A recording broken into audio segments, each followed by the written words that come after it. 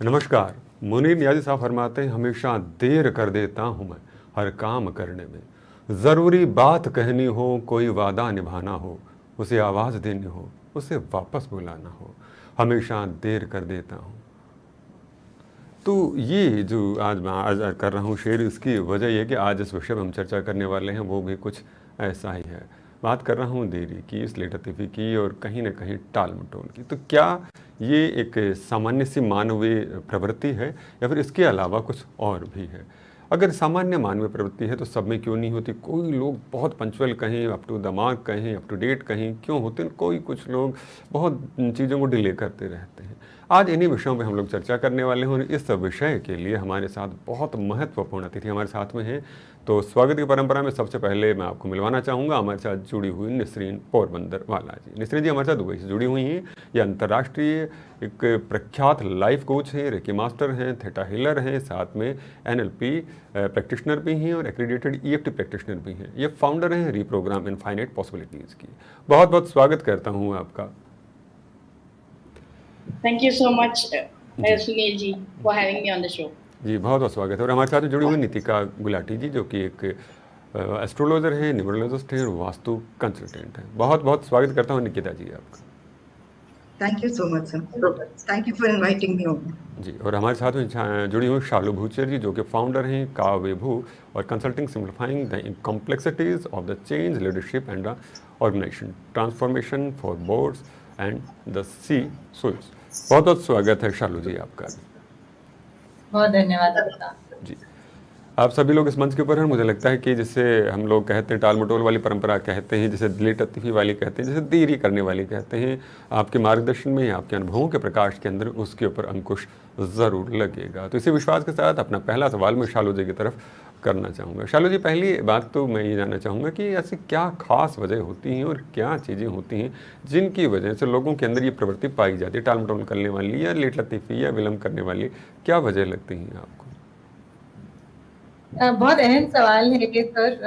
Actually normally लोग सोचते हैं कि ये टाल मटोल की, ये हर चीज़ में देरी डालने की जो हमारी आदत होती है वो सिर्फ इसलिए होती है क्योंकि हम आलसी हैं, लेजी हैं। बट अगर हम इसको एक ह्यूमन पर्सपेक्टिव से समझें, एक साइकोलॉजी बेस्ड पर्सपेक्टिव से समझें, तो बहुत सारे रीजंस होते हैं कि लोग क्यों आलस दिखाते हैं या टाल मटोली करते हैं। उनमें से कुछ होते हैं, हमें डर होता है फेलियर का, कि अगर मैंने ये काम शुरू किया और मुझसे नहीं हुआ तो लोग मेरे बारे में क्या कहेंगे, कि अगर मैं फेल हो गई या हो गया तो मेरे को शायद अगला मौका ना मिले मेरे सुपरवाइजर से। कई लोगों को डर होता है कि मैंने सही समय पर जल्दी काम कर दिया तो मेरे आसपास के जो टीममेट्स हैं उनको लगेगा कि मैं अपने बॉस को खुशामदीद करने के लिए, उनको बटर करने के लिए मैं काम कर रही हूँ जल्दी जल्दी, तो इसलिए वो धीरे धीरे और काम करते हैं। सबसे बड़ा यूजुअली कारण प्रोक्रेस्टिनेशन या टालमटोली का होता है डर। अच्छा। जो हमेशा सच नहीं होता। हम सुनते हैं डर हमेशा सच नहीं होता, डर मन के अंदर होता है, बाहर रियलिटी में नहीं होता। बट मेनली एक रीजन, बहुत सारे रीजंस होते हैं, एक मेन रीजन प्रोक्रेस्टिनेशन का ये डर होता है, फियर ऑफ फेलियर होता है, fear of loss of reputation, fear of loss of relationships होता है। बहुत महत्वपूर्ण बात कही। इस नज़रिए से तो हमने सोच के देखा ही नहीं कि इन चीज़ों जिनको हम आलस के पीछे जोड़ रहे थे या फिर अपने और चीज़ों के पीछे जोड़ रहे थे, उसके पीछे एक मूल वजह डर यहाँ पर नज़र आती है कि डर है जो कि आपको ये बताता है कि आप हार सकते हैं, इसलिए आप चीज़ों में देरी करने की कोशिश करते हैं। आपको लगता है थोड़ा सा देर और करेंगे तो शायद परिस्थितियाँ बदल जाएंगी, और कहते हैं जो इंतज़ार करते हैं वो इंतज़ार ही करते रहते हैं और काम करने वाले आगे निकल जाते हैं। और इसीलिए जो लेट लतीफ़ लोग होते हैं, जो कहीं ना कहीं टाल मटोल करने वाले लोग होते हैं, वो पीछे छूट जाते हैं, और जो लोग हिम्मत करते हैं, हौसला करते हैं, वो आगे निकल जाते हैं। निकिता शालू जी ने बहुत महत्वपूर्ण सी बात कही। तो अब डर निकालिए और प्रेम के साथ, विश्वास के साथ आगे बढ़िए और अपनी बातों को सही ढंग से लोगों के सामने रखिए। निसरीन जी, आपकी तरफ बढ़ना हूँ। हम समय प्रबंधन की बात करें, टाइम मैनेजमेंट की जो बात करें, उसकी बहुत महत्व कही गई है कि अगर वो आपके जीवन के अंदर है और आप उसके अनुरूप आचरण करते हैं तो आप बहुत सारी समस्याओं के ऊपर नियंत्रण पा सकते हैं। यहाँ पर ये जो समस्या हम जिसकी बात कर रहे हैं, ये सीधी सीधे टाइम मैनेजमेंट से जुड़ी हुई नज़र आती है। आपको क्या लगता है कि टाइम मैनेजमेंट अगर किसी व्यक्ति का बेहतर हो तो उस स्थिति के अंदर इस टाल मटोल वाली बात कहें या जो लेट लतीफ़ी वाली बात है, उसके ऊपर कितना नियंत्रण पाया जा सकता है? वेरी वेरी अहम सवाल है ये क्योंकि लोग ऐसे सोचते हैं कि ये लेजीनेस है, इसलिए people do not want to do anything and that is why ये लोग काम नहीं कर रहे हैं।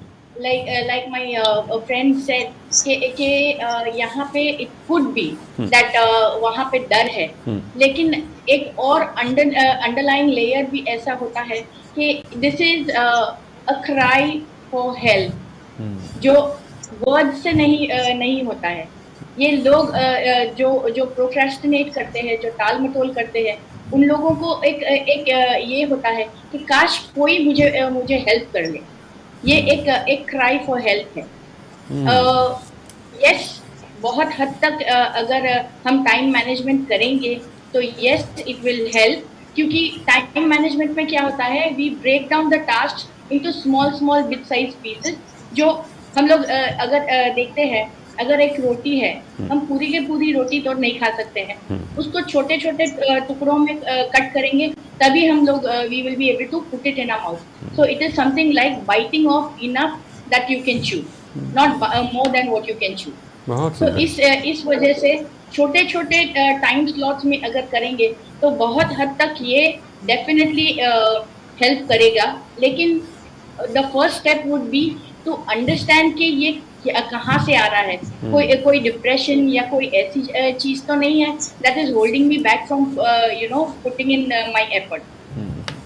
बहुत बहुत धन्यवाद भैया। मुझे लग रहा है आज का कार्यक्रम बेहद महत्वपूर्ण है, क्योंकि इसमें उस तरह का पटाक्षेप हो रहा है जिसकी हमने आशा नहीं की थी। ये नहीं सोचा था कि एक डर के साथ साथ जो मनोचिकित्सा की हम लोग बात करें, जिसका निसरीन जी ने यहाँ पे जिक्र किया है, उसका भी अहम रोल हो सकता है, उसकी भी अहम भूमिका इसके अंदर हो सकती है कि कहीं ना कहीं क्राई फॉर हेल्प की जो बात करें निसरीन जी, वो भी एक वजह हो सकती है। उसकी तरफ भी ध्यान दीजिए। अगर कोई चीज़ें बार बार में लग रही हैं और व्यक्ति अगर भीतर से कुंठित महसूस कर रहा है तो उसे साथ दें, संभलने का मौका दें। आप देखिएगा बेहतर परिणाम ज़रूर मिलेंगे, जैसा कि निसरीन जी ने हमारे साथ कहा। और हमारे साथ में जुड़ी हुई निकिता जी की तरफ रुख करता हूँ। निकिता जी, अब मैं आपकी तरफ से इसी सवाल को थोड़ा सा आगे बढ़ाते हुए और विस्तार चाहते हुए जानना चाहूँगा, अच्छा कौन कौन से जो कॉमन फैक्टर्स हैं जो कि नेगेटिवली इम्पैक्ट करते हैं आपकी प्रोडक्टिविटी को, और उनसे हम किस तरह से मिटिगेट कर सकते हैं, उसके ऊपर थोड़ा सा प्रकाश डालिए प्लीज़। देखिए सर, ऐसा है कि वास्तु को कई बार लोग समझते ही नहीं है कि ये किस तरह से हमारी लाइफ से जुड़ा है और किस तरह से ये हमारी प्रोडक्टिविटी को कहीं ना कहीं हैम्पर कर सकता है। आप बहुत सारा काम कर रहे हैं लेकिन आप उतनी तरह से एफिशिएंट नहीं हो पा रहे हैं, आपके गेन्स नहीं हो पा रहे हैं, क्योंकि कहीं ना कहीं कुछ ऐसे इम्बैलेंसेस और करेक्शंस आपकी लाइफ में आने चाहिए वास्तु वाइज, जिससे आपकी ये प्रोडक्टिविटी बढ़ेगी, आपकी एफिशिएंसी भी डेफिनेटली कहीं ना कहीं इंक्रीज होगी। हमारा एक जोन है जिससे लोग साउथ वेस्ट में तो बैठ जाते हैं, लेकिन लोगों को ये नहीं पता एक जोन जो साउथ और साउथ वेस्ट के बीच में साउथ वेस्ट जोन कहलाता है, वो जोन डिस्पोजर और लॉसेस का है। तो अगर आप बाय डिफॉल्ट वहां पे अपनी ऑफिस या अपने घर की, बिकॉज आजकल लोग वर्क फ्रॉम होम भी करते हैं, वहां अपना कोई सिटिंग अरेंजमेंट कर लेते हैं, तो वहां पे आपकी एनर्जीज, आपकी प्रोडक्टिविटी डिस्पोज हो जाती है, क्योंकि यहाँ ये जोन डिस्पोजल और लॉसेस का है।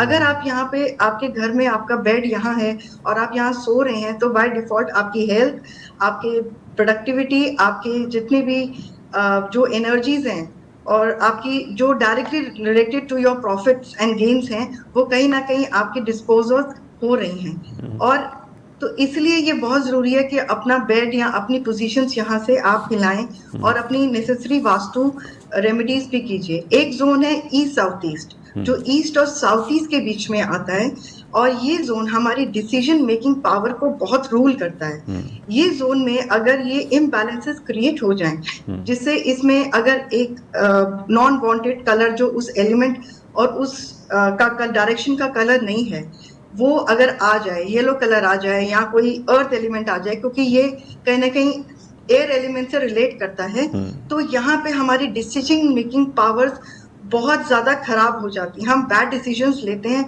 जो कहीं ना कहीं डेफिनेटली हमारी प्रोडक्टिविटी, चाहे हमारे डिसीजंस फॉर आवर हाउस हो और फॉर आवर बिजनेसेस हो, वो खराब होने शुरू हो जाते हैं।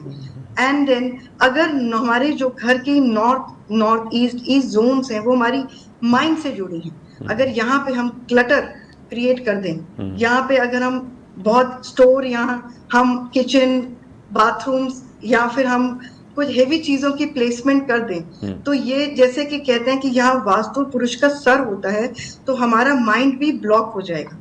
ये सब जब ब्लॉकेजेस लाइफ में आती हैं तो हमारी लाइफ में प्रोडक्टिविटी कहीं ना कहीं कम होती है, जिससे हमारी लाइफ में गेन्स और हमारी एफिशिएंसीज रिड्यूस होती हैं। तो जैसे हम इन चीजों की रेमेडीज करते हैं, यहाँ पे राइट कलर्स, यहाँ पे राइट वास्तु जिसे कहते हैं कि रेमेडीज करते हैं, तो हमारी ये लाइफ में ये बैलेंसेस हमारे को हमारी प्रोडक्टिविटी को बहुत ज्यादा लेकर जाते हैं। और अगर लोग प्रोक्रास्टिनेशन करते हैं, ये भी बहुत ही कहीं ना कहीं वास्तु से जुड़ा है, क्योंकि जब एक ऐसी जोन है जहां पर लोग, नॉर्थ ईस्ट एक ऐसी जोन है जहां पर लोग बहुत हर चीज को डिले करने की कोशिश करते हैं, क्योंकि वो डिसीजंस ही नहीं ले पाते हैं। वो जो साउथ ईस्ट जोन है हमारे घर का या ऑफिस का, अगर वो इम्बैलेंस है तो हमारे में वो फायर, वो ज़ील, वो एनर्जी ही नहीं आएगी कि हम काम को करें और उसे पूरा करके अपनी चीज़ों को बेटर करें। चलिए, बहुत बहुत धन्यवाद है आपका। बहुत वास्तु के नज़रिए से भी आपने हमें समझाने की कोशिश की कि क्या समस्याएं आती हैं। आप देखिए दर्शकों कि यहाँ पर साउथ वेस्ट की जो बात कर रही हैं, या फिर साउथ ईस्ट की जो बात कर रही हैं, नॉर्थ ईस्ट की जो बात कर रही हैं, यहाँ पर निकिता जी ने बहुत ज़रा से क्षेत्र का भी बड़े व्यापक प्रभाव हमारे जीवन के ऊपर दिखाया है। कि आप सोचते हैं कि सिर्फ साउथ वेस्ट में रहने की, जो कि अक्सर कहा जाता है कि वो मालिक का घर होता है या फिर उसका होता है, उसके लिहाज से उनका कि अगर आप थोड़ा ज़्यादा नीचे खिसक जाते हैं तो भी समस्याएँ आ सकती हैं। तो आप जब इस तरह की बातों का ध्यान रखें तो निकिता जी के इन शब्दों का भी ध्यान रखें कि वो चीज़ें यथावत हों, सही ढंग से हों और सही स्थान पर हों। अगर आप भी करते हैं तो बेहतर परिणाम आपको मिलते हैं। बहुत बहुत धन्यवाद निकिता जी। और शालू जी की तरफ से मैं फिर से रुख करता हूँ। शालू जी, अब बात शुरू होती है पहचान की, कि किस तरह से पहचान आखिर की जाए कि हम देरी कर क्यों रहे, क्यों ये टाल मटोल कर रहे हैं। क्योंकि हर एक व्यक्ति के लिए तो सारी चीज़ें, या जो आपने यहाँ पर जो बातें आ रही हैं सब के लिए तो लागू नहीं हो सकती। अलग अलग व्यक्तियों का अलग अलग वजह हो सकती है कि इसकी ये वजह, उसकी ये वजह। तो मेरी क्या वजह है, किसी दूसरे की क्या वजह है, इस विलंबता को जो प्रोक्रेस्टिनेशन के लिए हम जो बात कर रहे हैं, उसके वजह को जानने के लिए हमें क्या करना चाहिए। ये आप अनम्यूट कर लें, म्यूट हो रखा है अभी। Thank you. मैंने कहा ये काफी जरूरी सवाल है पूछना अपने आप के लिए। और सर कहीं ना कहीं जाके ये एक सेल्फ अवेयरनेस से लिंक होती है चीज जो आप अभी पूछ रहे हैं। अपने आप को ऑब्जर्व करना, देखना जितनी बार मैं किसी चीज को टाल मटोल कर रही हूँ, it's like turning the spotlight inwards towards yourself. मानिए आपकी एक बहुत बड़ी सी स्पॉटलाइट है, उसको टर्न कर रहे हैं आप देखने के लिए।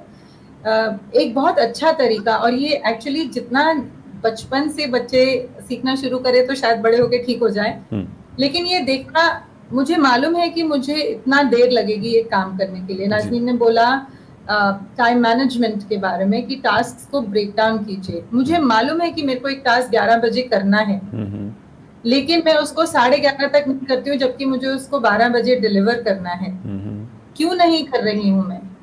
ये देखना हर बार जब मैं डिले कर रही हूँ किसी भी टास्क को, और अलग अलग तरीके के टास्क को। ये जरूरी नहीं है कि मेरा प्रोक्रेस्टिनेट करने का हर बार सेम रीजन होगा। इसलिए वो जानने के लिए कि मेरा पैटर्न क्या है, मुझे अपने आप को अलग अलग सिचुएशंस में अलग अलग टास्क से ऑब्जर्व करना चाहिए। जब हम अपने आप को, और एंड एक बहुत अच्छी चीज है लिखना। आजकल हम सब यूज्ड टू हो गए हैं मोबाइल के, लेकिन जितना आप इन सब चीजों को लिखेंगे, ये आपके लॉन्ग टर्म कनेक्शंस बनते जाते हैं। आपको अपने पैटर्न्स बहुत ज्यादा आसानी से नजर आना शुरू होते हैं over a period of time. तो जब आप वो लिखे हुए पैटर्न्स को आप देखेंगे, अच्छा जब मेरे को कुछ अपने काम से रिलेटेड करना होता है तो मेरा डर फेलियर का है कि मैं ये बाकी लोगों की तरह अच्छा नहीं कर सकूंगा या कर सकूंगी। एक चीज होती है इम्पोस्टर सिंड्रोम, जिसमें हमें ये लगता है कि लोग तो सोच रहे हैं कि मैं बहुत अच्छा हूँ इस चीज को लेके, बहुत अच्छी हूँ, लेकिन मुझे नहीं लगता कि मेरे में एक्चुअली वो काबूलियत है। और इम्पोस्टर सिंड्रोम भी हमें काफी प्रोक्रास्टिनेट करने पे मजबूर कर देता है जी। सो ये सब चीजें ऑब्जर्व करके उनको लिखना, काफी बार एक कोच के साथ काम करना, काफी बार लिख लेने से पता करना, ये कुछ तरीके हैं ये जानने के लिए कि मेरे रीजंस क्या हैं प्रोक्रेस्टिनेट करने के।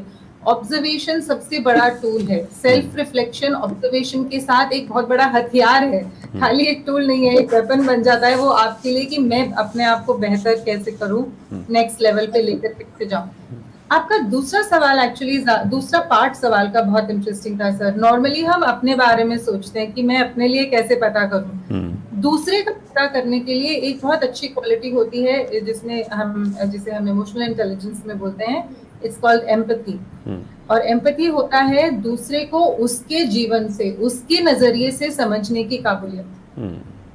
तो जब मैं ये समझने की कोशिश करती हूँ, अच्छा इसने आज फिर डिले किया अपने काम में, इसने फिर आज डेडलाइन को मिस किया, क्या हुआ ऐसा, ठीक बात, क्यों इन्होंने डिले किया, तो एक एम्पैथी की क्वालिटी बिल्ड करना जरूरी है। सबको मनोवैज्ञानिक तौर पर भी देखना बेहद जरूरी, तभी बेहतर परिणाम आएंगे। चलिए बहुत बहुत धन्यवाद। और निसरीन जी आपकी तरफ रुख करता हूँ और सवाल ये आता है कि जो नेगेटिव थॉट्स हमारे जीवन के अंदर आ जाते हैं, हमारी विचारधारा के अंदर शामिल हो जाते हैं, किस तरह से उनको हम लोग ठीक कर सकते हैं ताकि कि प्रोक्रेस्टिनेशन की हम जो बात कर रहे हैं वो ठीक हो सके, कैसे रिफ्रेम करें?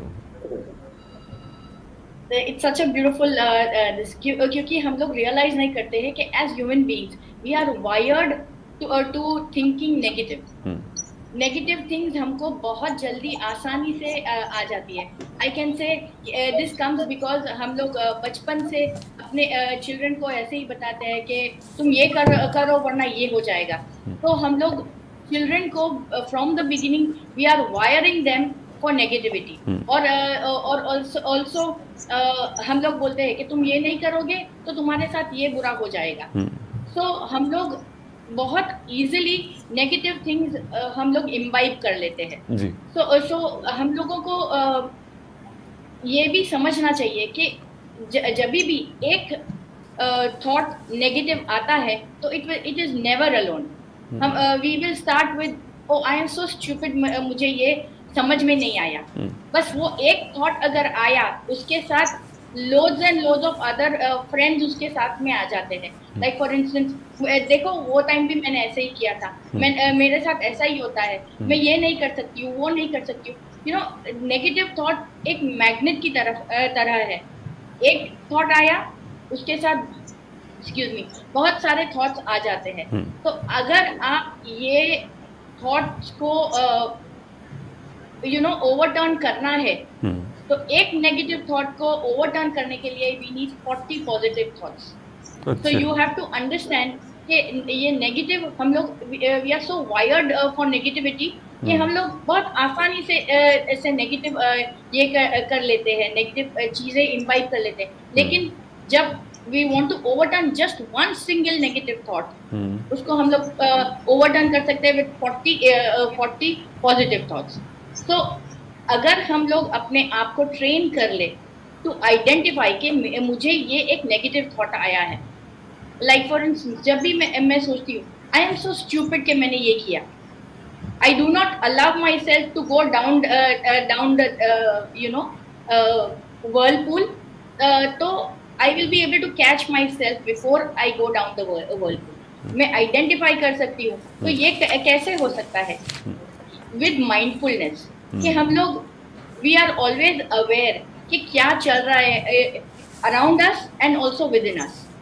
हम वो अवेयरनेस लेकर आ जाएंगे, हम अपने आप को ट्रेन कर लेंगे तो then it becomes very easy हो जाएगा। चलिए बहुत बहुत धन्यवाद। हमें खुद को ट्रेन करना बेहद ज़रूरी है। और अगला सवाल मैं जो लूँ उससे पहले मुझे निदा फाजली का एक शेर याद आता है, हर एक बात को चुपचाप क्यों सुना जाए, कभी तो हौसला करके नहीं कहा जाए।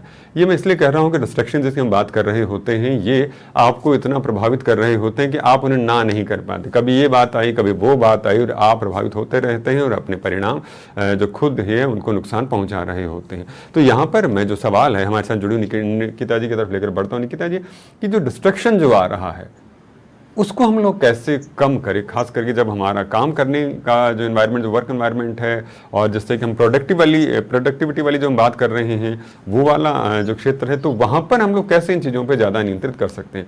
क्योंकि हम ना कहीं नहीं पा रहे, तो जरा सी कोई बात आती है हम छोड़ देते हैं, फिर आगे बढ़ते हैं, फिर पता चलता है काम तो बड़ा पीछे छूट गया है। उससे कैसे कहें? सर वास्तु के हिसाब से अगर हम अपनी, जैसे कहते हैं कि अब तो ऑफिस के अलावा हम वर्क फ्रॉम होम भी करते हैं और ऑफिस में भी काम करते हैं, लेकिन अगर हमारी सिटिंग पोजीशंस, हमारी जो जिस तरह से हम अपनी ऑफिस की प्लानिंग करते हैं, जैसे हम अपने ऑफिस में बैठते हैं या अपने घरों में ही हम कोई ऐसी डायरेक्शंस में बैठ जाते हैं जिसमें कोई स्टेबिलिटी नहीं होती, तो हमारे ये फोकस और हमारे डिस्ट्रैक्शन का कारण ये बनती है। हमें कहीं ना कहीं अपने घरों में भी या अपने ऑफिसेज में हमें साउथ वेस्ट या वेस्ट के रूम्स या ऑफिसेज को या केबिन्स को ही हमें अपना ऑफिस बनाना चाहिए, क्योंकि ये जोन एक ओनर की है, ये जोन एक स्टेबिलिटी की जोन है जो आपके माइंड को फोकस रखती है और आपको कहीं ना कहीं डिस्ट्रैक्शंस की तरफ कम से कम लेकर जाती है।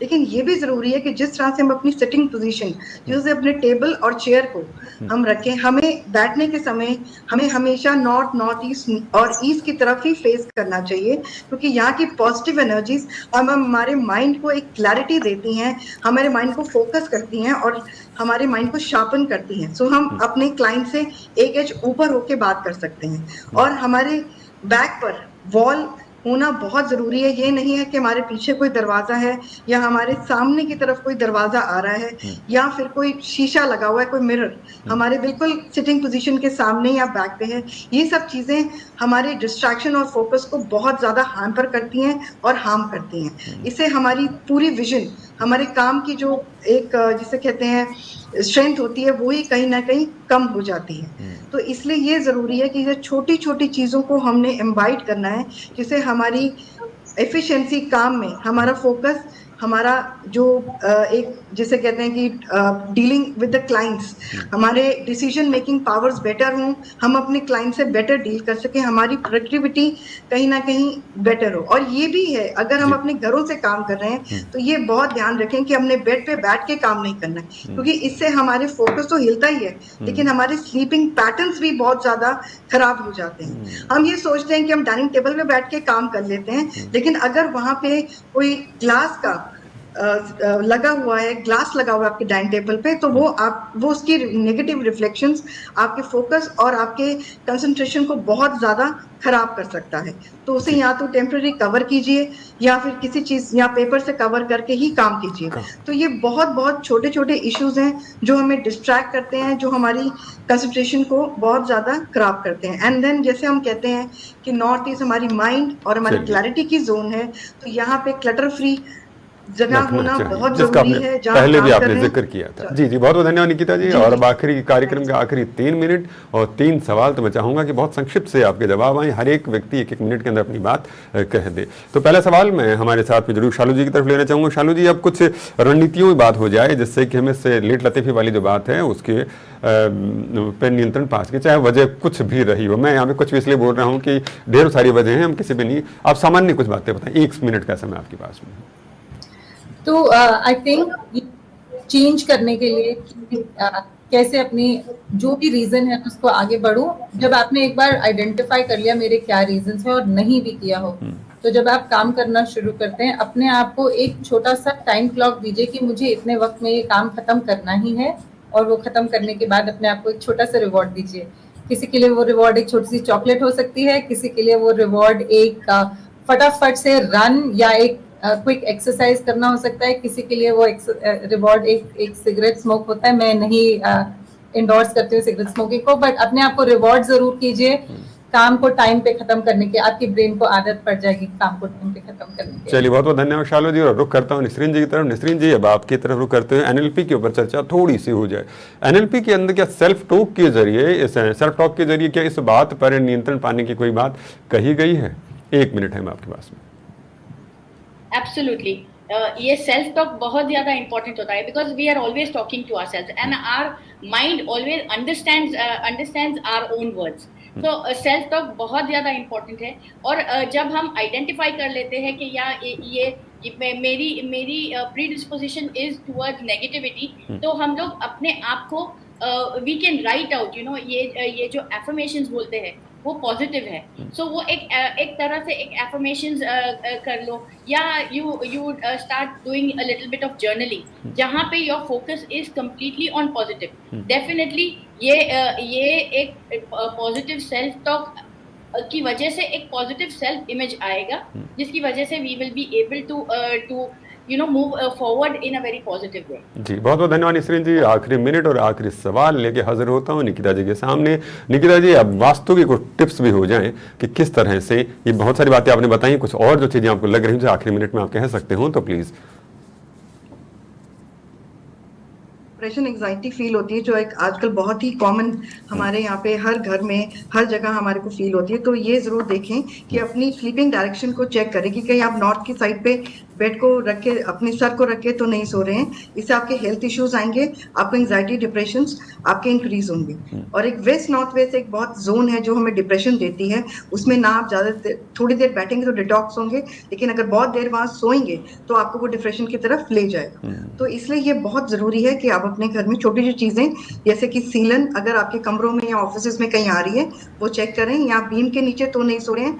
ऐसी चीजों पे ध्यान देकर अब अपनी एंजाइटी डिप्रेशन को खत्म कर सकते हैं, मिनिमाइज कर सकते हैं। जी जी, बहुत बहुत धन्यवाद निकिता जी। हमारे तीनों महत्वपूर्ण अतिथि रहे, तीनों बहुत महत्वपूर्ण सी बातें कही, लेकिन समय की सीमा थी कि मुझे कार्यक्रम का आज यही समापन करना पड़ रहा है। और जाते जाते दुष्यंत कुमार साहब का एक शेर अर्ज करना चाहूँ। फरमाते हैं कि मौत ने तो धर दबोचा एक चीते की तरह, जिंदगी ने जब छुआ तो फासला रख कर छुआ। तो बिल्कुल कुछ ऐसी चीज़ें हैं, तो हमें जैसे कि हमारे एक्सपर्ट्स ने जो बातें कही उनका ध्यान रखना होगा, टाइम पे अप टू डेट रहना होगा, अपनी जिम्मेदारियों को समझना होगा, और उससे बड़ी बात हमारी मस्तिष्क को मजबूत करना होगा जिससे कि आप बेहतर परिणाम पा सके।